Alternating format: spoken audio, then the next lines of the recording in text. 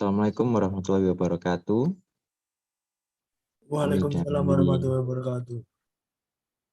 Kami dari kelompok 6 akan mempresentasikan tentang memasarkan e-commerce dan bisnis digital, membangun tim, dan membangun daya tahan. Sebelum kami memulai, kami akan memperkenalkan anggota diri kami masing-masing. Yang pertama ada saya sendiri dengan NIM 20030010003. Lalu ada Muhammad Azza Safaras dengan NIM 200301022. Lalu ada Devin Damara Adiaksa dengan NIM 200301026 dan Muhammad As'ad Rosyadi dengan NIM 200301062.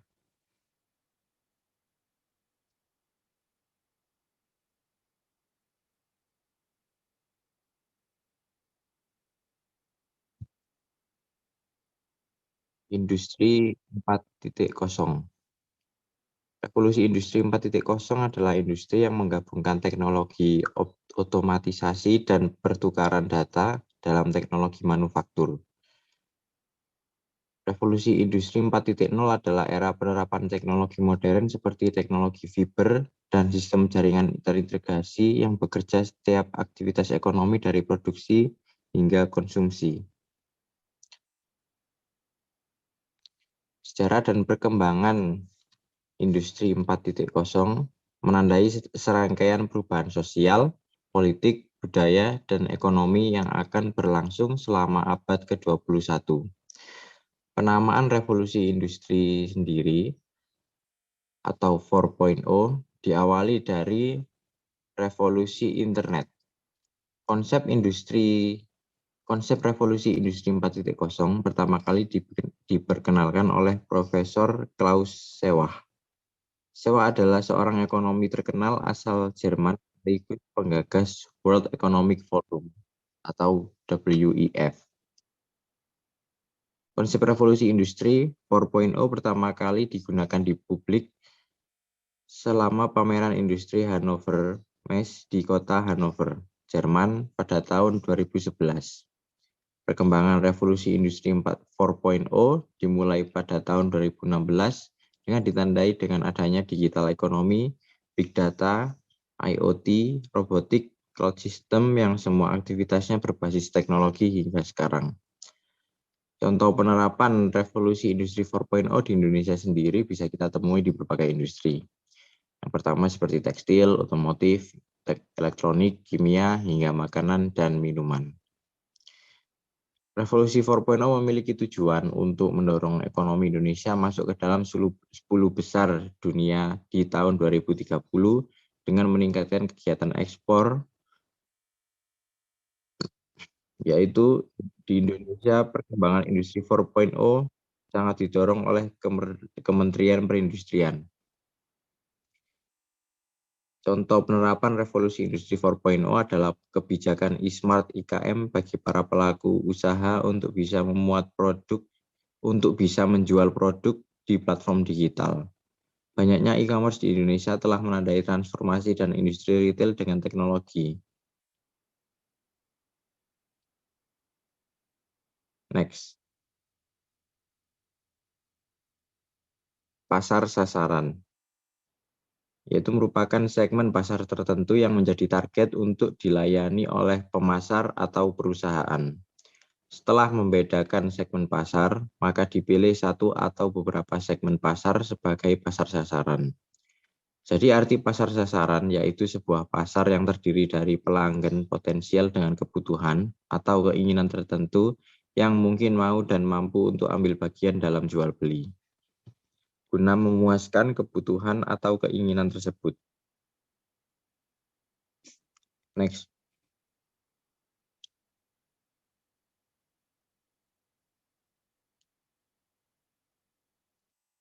Menurut James A.F. Stone Alphonsus Siret 1994, ada 3 pendekatan pada pemasaran, yaitu yang pertama pemasaran massal adalah keputusan untuk memproduksi dan mendistribusikan secara massal. yaitu produk dan berusaha memikat segala jenis pembeli. Lalu yang kedua, pemasaran beragam produk atau diferensial produk adalah keputusan untuk memproduksi 2 atau lebih penawaran pasar yang produknya berbeda. Dalam model fitur, mutu, ukuran, dan sebagainya yang dirancang untuk menyediakan keragaman bagi pasar serta untuk membedakan produk penjual dari produk pesaingnya. Lalu yang terakhir ketiga, pemasaran target adalah keputusan untuk membedakan berbagai kelompok pembeli yang membentuk pasar dan mengembangkan bauran produk serta pemasaran yang sesuai untuk masing-masing pasar sasaran.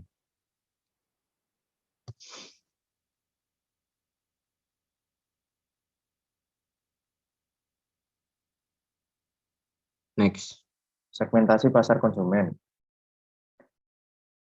Segmentasi pasar konsumen adalah pembagian sebuah pasar menjadi suatu kelompok konsumen yang berbeda. Tujuannya untuk membentuk kelompok pasar yang homogen, sehingga di dalam pasar tersebut dapat ditargetkan untuk memasarkan sebuah produk tertentu yang sesuai dengan kebutuhan, keinginan, dan karakteristik pembeli. Segmentasi pasar konsumen ini dapat kamu pertimbangkan berdasarkan beberapa faktor berikut. Yang pertama, faktor lokasi. Yang kedua, status login. Yang ketiga, perangkat atau device seperti mobile, desktop, dan lain-lain. Yang keempat, yakni nilai kehidupan. Yang kelima, jenis kelamin, umur, dan demografik lainnya. Segmentasi pasar industri. Ada beberapa dasar segmentasi pasar industri. Pemasar konsumen dan pasar industri menggunakan banyak variabel yang sama untuk manajemen pasar mereka. Pembeli di pasar industri dapat disegmentasi berdasarkan geografis, demografis, atau industri, dan ukuran perusahaan. Juga berdasarkan manfaat yang dicari oleh pembeli, tingkat penggunaan, dan status kesetiaan. Akan tetapi, pemasar di pasar industri juga dapat menggunakan beberapa variabel tambahan, seperti karakteristik operasi, pendekatan pembelian, faktor-faktor situasional, dan karakteristik pribadi pelanggan.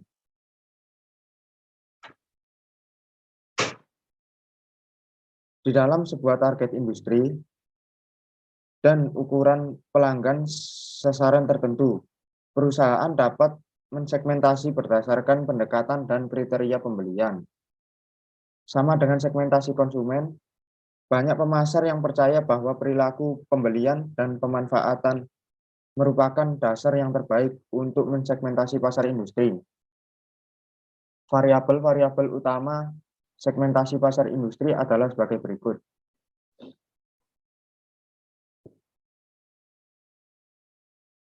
Yang pertama, demografis,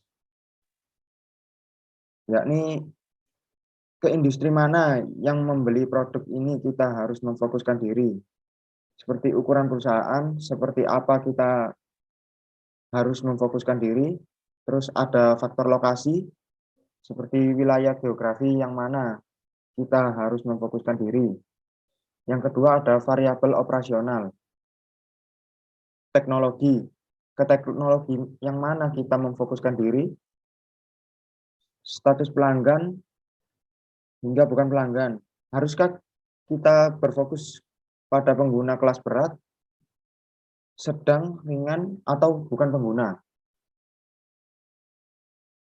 Kemanapun pelanggan, haruskah kita berfokus pada pelanggan yang membutuhkan banyak jasa atau yang sedikit? Yang ketiga, yakni pendekatan pembelian. Organisasi fungsi pembelian, haruskah kita berfokus pada perusahaan dengan pembelian yang terpusat atau terdesentralisasi? Struktur kekuasaan, haruskah kita berfokus pada perusahaan yang didominasi oleh teknik, didominasi oleh keuangan, atau didominasi oleh pemasaran? Yang selanjutnya, sifat hubungan yang ada. Haruskah kita berfokus pada pelanggan yang hubungannya dengan kita telah erat atau mencari jasa perusahaan yang sangat kita inginkan? Yang selanjutnya, kebijakan pembelian umum. Haruskah kita berfokus pada perusahaan yang lebih suka leasing, kontrak jasa, pembelian sistem, tender tertutup, dan yang terakhir kriteria pembelian. Haruskah kita berfokus pada perusahaan yang berfokus pada kualitas jasa dan harga. Yang keempat ada faktor situasional, urgensi. Haruskah kita berfokus pada perusahaan yang membutuhkan pengiriman cepat atau layanan yang lebih cepat, atau perusahaan yang memiliki aplikasi khusus.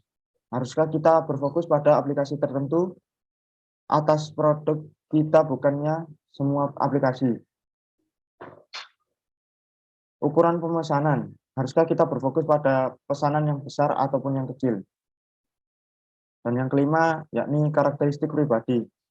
Kemiripan pembeli penjual. Haruskah kita berfokus pada perusahaan yang orang-orang dan nilai-nilainya mirip dengan kita? Yang selanjutnya, sikap terhadap risiko. Haruskah kita berfokus pada pelanggan yang suka dengan risiko atau yang menghindari risiko? Yang terakhir, kesetiaan. Haruskah kita berfokus pada perusahaan yang menunjukkan kesetiaan yang tinggi kepada pemasok mereka? Variabel-variabel utama segmentasi pasar industri di atas mendaftar pertanyaan-pertanyaan utama yang harus ditanyakan oleh seorang pemasar di pasar industri dalam rangka menentukan pelanggan yang mana yang ingin dilayaninya. Yang selanjutnya akan dijelaskan oleh rekan saya. Segmentasi pasar komunikasi internet.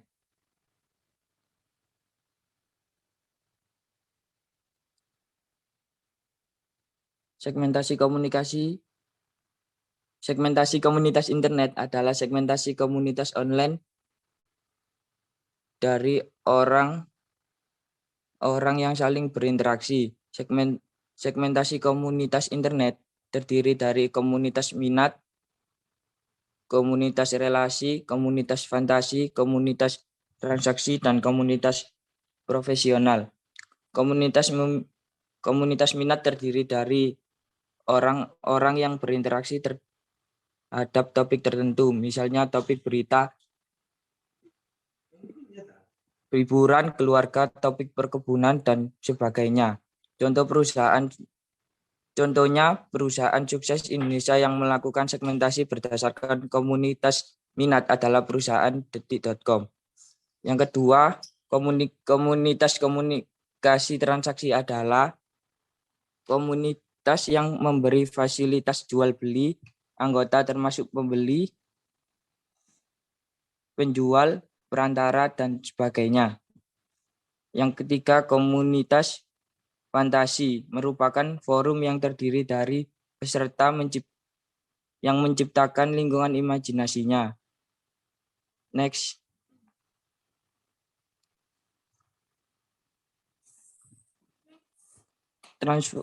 Transformasi segmentasi ke personalisasi. E-commerce sering kali menyediakan cara untuk menyesuaikan pengalaman belanja untuk pelanggan tertentu. Adanya bentuk personalisasi ini bisa saja dengan dialog recommended produk, iklan yang mengikuti pelanggan di situs web yang mereka kunjungi, email pribadi dengan nama pelanggan, penawaran khusus berdasarkan riwayat belanja, dan banyak lagi. Next.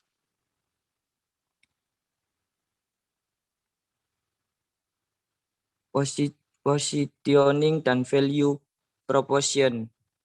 Yang pertama, positioning.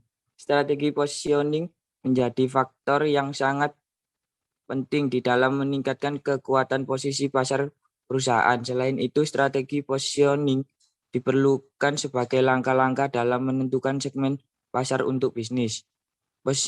Positioning harus dilakukan oleh perusahaan sebelum melakukan strategi branding atau menentukan cara menerapkan branding dalam bisnis. Yang kedua, value proposition. Value proposition adalah sebuah nilai yang sudah dijanjikan oleh perusahaan untuk bisa diterima oleh pelanggan apabila mereka ingin membeli produknya. Hal tersebut bisa dinyatakan dengan kalimat mengajak calon pelanggan untuk turut menggunakan produk ataupun layanannya. Next, bisa dilanjutkan oleh Mas Devlin. Membangun tim yang efektif. Ada beberapa cara membangun tim kerja yang baik sesuai dengan kebutuhan Anda. Tidak dapat dipungkiri bahwa dalam satu tim pasti ada perbedaan cara bekerja, melihat suatu tugas, dan hal-hal lain yang dapat menimbulkan permasalahan. Bagaimana cara membangun tim yang efektif? Yang pertama, kita harus memiliki visi dan misi yang sama. Cara pertama dalam membangun tim kerja yang baik adalah memiliki visi dan misi yang sama. Setiap tim kerja yang dibentuk selalu memiliki tujuan. Bahkan target itu sudah direncanakan sejak awal serta diketahui oleh setiap anggota tim. Yang kedua, membangun rasa saling percaya. Tidak selamanya semua anggota tim sudah saling kenal dan dekat. Apalagi jika tiba-tiba masuk anak baru di dalam tim tersebut. Rasa percaya yang dimiliki pasti terasa rendah. Untuk membangun tim kerja yang baik, perlu kesadaran dari setiap anggota tim agar mereka bisa memberikan rasa saling percaya terhadap satu dengan yang lainnya. Next. Selanjutnya, membangun daya tahan. Di Indonesia saat ini banyak kemunculan situs e-commerce. Agar bisa sukses, pendiri layanan e-commerce disarankan untuk menetapkan fokus mereka. Para pendiri sebaiknya tidak hanya fokus memikirkan sisi teknologi.